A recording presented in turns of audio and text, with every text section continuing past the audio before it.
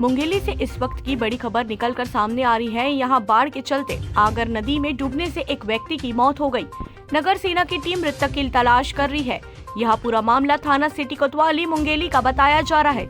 घटना के बाद कलेक्टर, एसपी, एसडीएम सहित मुंगेली के समस्त पुलिस प्रशासन की टीम मौके पर पहुंच चुकी है। आशीष मिश्रा के साथ उपेंद्र सिंह की रिपोर्ट। जहाँ पे बाढ़ आ रखी है या फिर संभावना है आगे की, मैं आपको बता दूं गत 3-4 दिनों से पुलिस पूरी तरीके से मुस्तैद है। चिल्फी क्षेत्र में जो बाढ़ की वजह से वहाँ पे 5 लोगों को रेस्क्यू किया गया था। रात भर उनको बैठाला गया, उनके खाने पीने का इंतजाम किया गया। उसके बाद वो अपने जब दूसरे दिन पानी उतर गया तब अपने घर गए। इसी प्रकार कल सावा में भी 20 लोगों को रेस्क्यू किया गया था।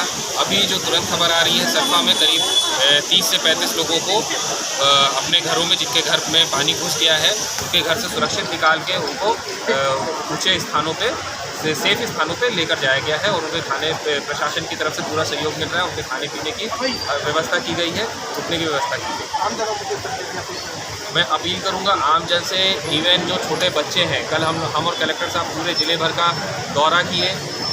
जहाँ जहाँ देखा गया है कि भाई नदी नाले भर गए हैं, नदियाँ उफान पर हैं, नाले उफान पर हैं, रपटे जो हैं उनके ऊपर से पानी बह रहा है। अपेक्षाकृत अधिक वर्षा हुई है, जिसके कारण हमारे यहाँ की नाले उफान पे हैं। मनियारी नदी हो चाहे आगर नदी हो, पानी और सबसे ज़्यादा बढ़ रहा है शहर को देखते हुए प्रशासन पूरी तरह से मुस्तैद है।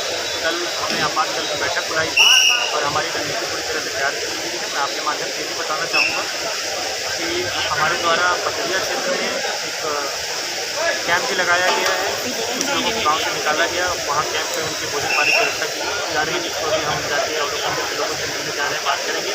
साथ ही लोरमी क्षेत्र में भी कई ऐसे गाँव हैं, अराउंड 35 गाँव हैं, जिनको हमने आइडेंटिफाई किया, जिसकी विशेष रूप से निगरानी हम कर रहे हैं। संयुक्त रूप से पुलिस की टीम भी पूरी तरह मुस्तैद है।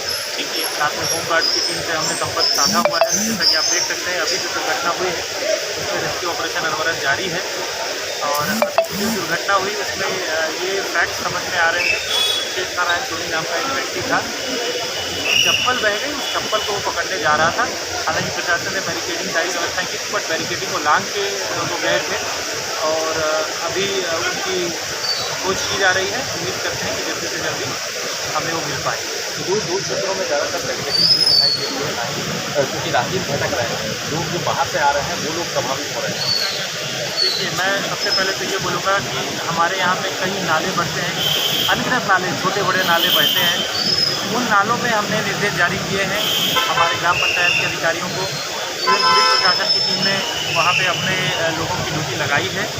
हम ये चाहते हैं कि अगर नदी नाला उफान पे आता है और पानी से ऊपर बहने लगता है तो लोग खुद भी आगे आएँ और निर्णय लें, क्योंकि कोई भी काम या कोई भी चीज़ अपने जान से ज़्यादा महत्वपूर्ण नहीं हो सकती। लोगों को भी एहतियात बरतने की अपील आपके माध्यम से करना चाहूँगा। साथ ही साथ बैरिकेडिंग करके हम अपने लोगों की ड्यूटी लगा के भी हम इसको सुनिश्चित करेंगे कि लोग अननेसेसरी का ट्रैवल ना करें और अपने जान का रिस्क कतई ना लें।